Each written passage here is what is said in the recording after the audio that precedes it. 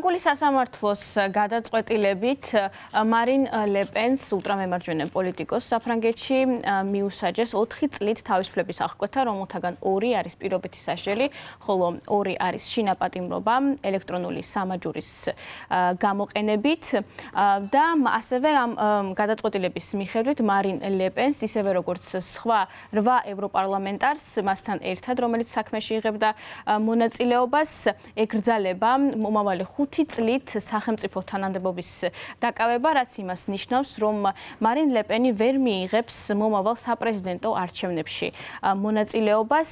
Როგორც ვრცელდება ინფორმაცია, მარინ ლე-პენმა დატოვა სასამართლო დარბაზი ვერდიქტის გამოცხადებამდე და პირველ კომენტარში, რომელიც მან გააკეთა ჟურნალისტებთან, მარინ ლე-პენმა განაცხადა, რომ ეს არის პოლიტიკური გადაწყვეტილება იმისათვის, რომ დაბლოკონ მარინ ლე-პენი. შეგახსენებთ, რომ მარინ ლე-პენი არჩევნებში საპრეზიდენტო არჩევნებში საფრანგეთის იღებდა მონაწილეობას 2012-ში, 2017-ში და 2022 წლებში და ასევე აპირებდა მონაწილეობა მიეღო 2027 წლის საპრეზიდენტო არჩევნებში. სხვადასხვა ეროვნული გამოკითხვების მიხედვით საინფორმაციო სააგენტო Reuters-იც ავრცელებს ამასთან დაკავშირებით ინფორმაციას. მარინ ლე-პენი იყო მოწინავე კანდიდატი წინასწარი გამოკითხვებით იმასთან დაკავშირებით თუ ვინ გაიმარჯვებს მომავალ საპრეზიდენტო არჩევნებში. ადვოკატები მარინ ლე-პენის აცხადებენ, რომ სააპელაციო სასამართლოში შეიტანენ სარჩელს, თუმცა რაც შეეხება აკრძალვას სახელმწიფო თანამდებობების დაკავებასთან დაკავშირებით, სასამართლოს ეს გადაწყვეტილება უკვე არის ძალაში შესული, როგორც არის ცნობილი.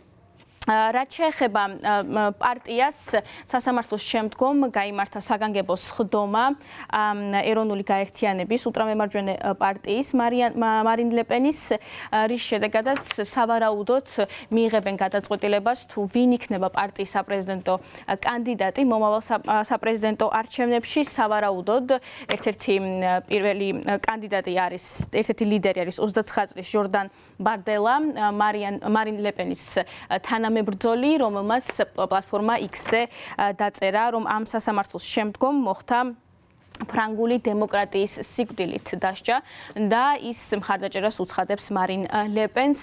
ასევე სხვა ევროპელი მემარჯვენეებიც უჭერენ მხარს ფრანგ ოპოზიციონერ პოლიტიკოს, მათ შორის არის ვიქტორ ორბანი, უნგრეთის პრემიერ-მინისტრი, რომელმაც პლატფორმა X-ზე დაწერა Je suis Marine. ეს არის მხარდაჭერის ფორმა, რომელსაც იყენებენ 2015 წლის შემდგომ, მას შემდეგ რაც ფრანგულ სატირულ ჟურნალ რედაქციაზე შარლი ებდოზე განხორციელდა ტერორისტული თავდასხმა. Je suis Marine დაწერა ვიქტორ ორბანმა პლატფორმა X-ზე და ასევე მატეო სალვინი, იტალიის ვიცე-პრეზიდენტი ულტრამემარჯვენე, რომელიც ადარებს მარინ ლე-პენის სიტუაციას რუმინეთში განვითარებულ მოვლენებს, რომლის ფარგლებშიც სასამართლომ აუკრძალა ასევე ულტრამემარჯვენე კალინ ჯორჯესკუს მონაწილეობის მიღება საპრეზიდენტო არჩევნებში, მას ბრალად ედება კავშირები რუსეთთან.